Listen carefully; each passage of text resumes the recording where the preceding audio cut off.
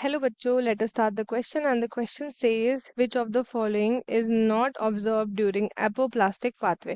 इनमें से कौन सा apoplastic pathway में observe नहीं किया जाता है? पहला ऑप्शन है the movement does not involve crossing of cell membrane. Option B, the movement is aided by cytoplasmic streaming. Option C is apoplastic is continuous and does not provide any barrier to water movement. And option D is movement of water occurs through intercellular spaces and walls of the cells. So, first of all, let us start with our key concept. So, जो key concept है हमारे question का that is apoplastic pathway. apoplastic pathway. So, apoplastic pathway के बारे में बात कर लेते हैं. So, ये जो आपका pathway है, it is one of the major two pathways जिससे हम water and solutes आपका ट्रांसपोर्ट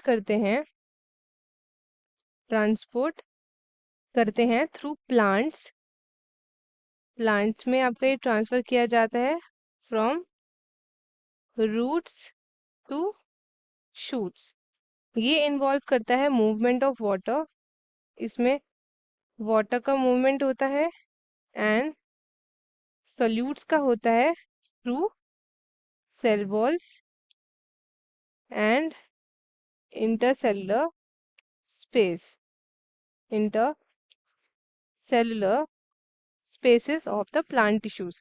एंड ये आपका कैसे होता है? By passing the cell membranes bypassing the cell membranes. So now अब हम देखते हैं इसके बारे में कि जो आपका करेक्ट ऑप्शन है वो क्या होगा. सबसे पहले हम जाते हैं ऑप्शंस की तरफ. The membrane does not involve crossing of cell membrane. सबसे पहला ऑप्शन देख लेते हैं हम. The movement does not involve crossing of cell membrane.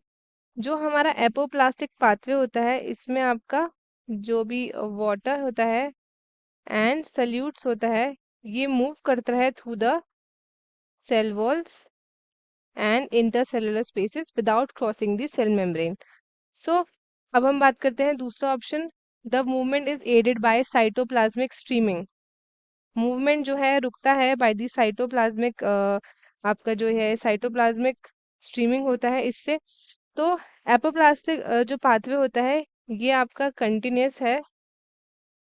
Continuous होता है and it does not provide any barrier to the water movement. क्योंकि जो हमारे सेल वॉल्स होते हैं एंड जो इनके बीच का इंटरसेलुलर स्पेस होता है from a continuous network throughout the plant ये अलाउ करता है free movement of water and solute. So यहाँ पे भी कोई बैरियर नहीं होता. ऑप्शन नंबर सी देखें अगर तो apoplastic is continuous and does not provide any barrier to the water movement. जैसा कि हमने देखा मूवमेंट ऑफ वाटर अकर करता है थ्रू इंटरसेलुलर स्पेसेस. सो यहाँ पे आपका कोई भी बैरियर नहीं होता. नो बैरियर्स इजिली मूवमेंट करता है. एंड लास्ट ऑप्शन देखेंगे अगर हम that is movement of water occur through intercellular spaces and cell wall of the cells. So जो यहाँ पे मूवमेंट होता है ये आपका वाटर का होता है. वाटर एंटर करता है एपोप्लास्ट एपोप्लास्ट में एंटर करता है at the root surface and move करता है through the intercellular space and cell walls. So ये आपके फैसिलिटेट होते हैं by cohesive and adhesive properties of water. So अगर हम इसका स्ट्रक्चर देखें तो ये कुछ इस तरीके से होता है आपके पास.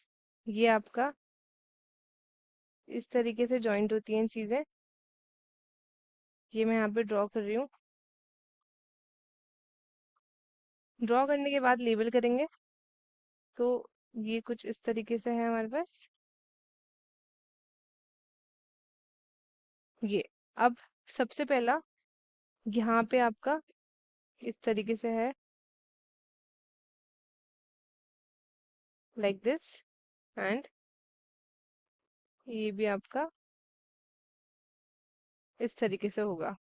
सो ये जो आपका सेंटर वाला पोर्शन है ये होंगे आपके वैक्यूल्स. ये हैं आपके वैक्यूल्स. ये हो गया आपका साइटोप्लाज्म एंड देन ये हो गया आपका सेल वॉल। सो ये जो आपका ये वाला पार्ट है आपका, इसको हम बोलते हैं सिम्प्लास्ट, जो कि साइटोप्लाज्म के बीच से होता है। एंड ये वाला है आपका एपोप्लास्ट, जो आपके सेल के बीच से होता है। ये वाला है आपका एपोप्लास्ट। इसको हम और डिटेल्स में बनाते हैं तो ये वाला जो आपके सेल के बीच से होके जा रहा है, this is your apoplast. Same यहाँ पे भी ऐसे ही होगा। ये जो आपका बीच से होके जा रहा है, this is the apoplast pathway, this is through the cell. So अब हम ऑप्शंस की तरफ बढ़ते हैं।